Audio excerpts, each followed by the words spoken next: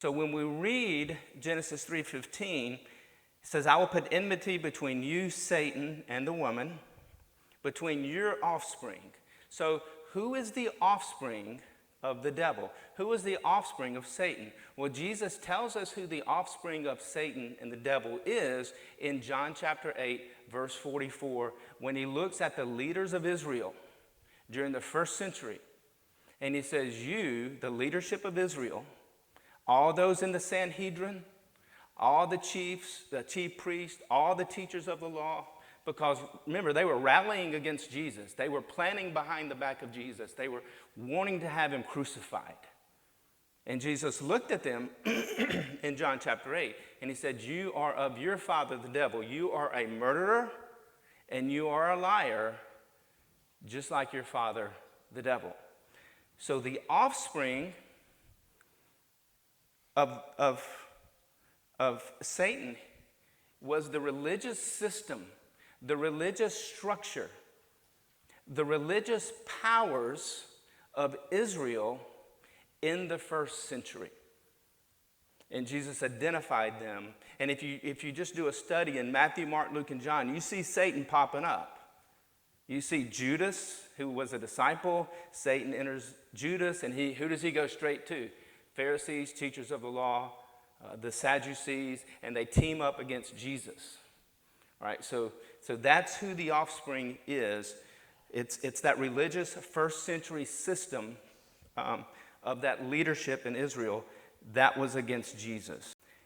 He, this one that's coming into the human race, this male child, who we now know as Jesus, he will crush your head. And you, Satan, and your offspring will strike his heel. Now, in Romans chapter 16, verse 20, Jesus has already risen from the dead. He's already ascended into heaven. He's appeared to Paul. He's given Paul the gospel of grace. We'll look at that later. Paul's writing a letter in the book of Romans. He comes to, well, he didn't write in chapters and verses, but we know it as Romans 16, verse 20. And Paul writes a very interesting statement. He says, and God will soon crush Satan under your feet. God will soon crush Satan under your feet, which takes us back to Genesis 3:15. So then that question is, what is he talking about in Romans 16:20 when Satan would be crushed under your feet? Okay, here's what I'm going to suggest that's referring to.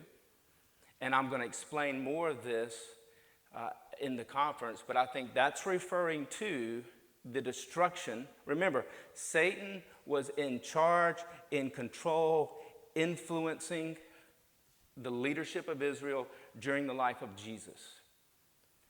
The leadership of Israel, this corrupt leadership, not all of Israel was corrupt. Joseph wasn't, Mary wasn't, Peter wasn't, the disciples weren't. They were believers in Christ. The majority of Israel was corrupt during this time. And you remember, before Jesus ascended, he told his followers, he told his disciples, that you will be persecuted in the synagogues. They will beat you. They will whip you. They will flog you. That's in John 15 and John 16 and Matthew chapter 10 and in Matthew chapter 23. All right, and you can read it in other scriptures about that as well.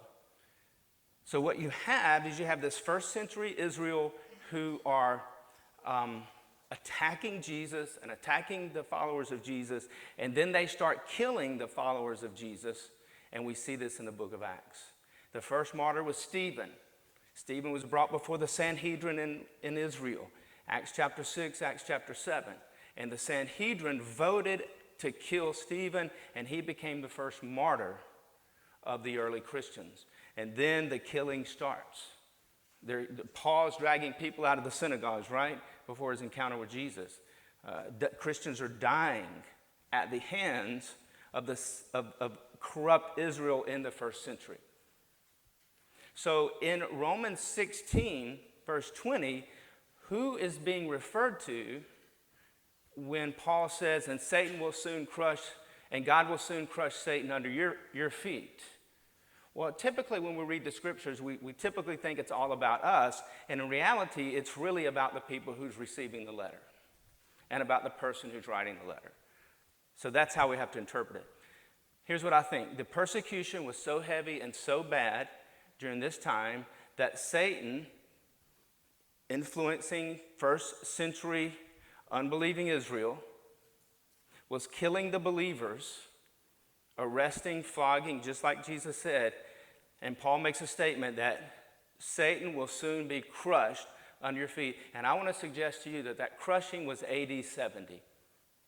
When Rome came into Jerusalem, just like Babylon and Nebuchadnezzar came into Jerusalem at the end of Jeremiah and at the end of 2nd Chronicles and literally destroyed Jerusalem.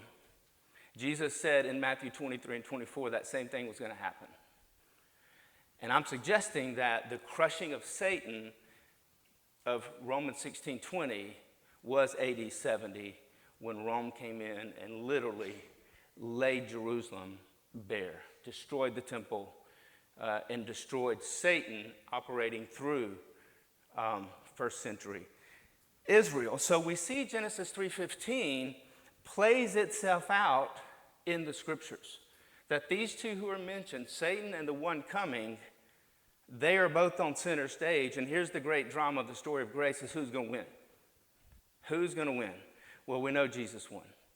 And we're in his family. We're in the family of grace.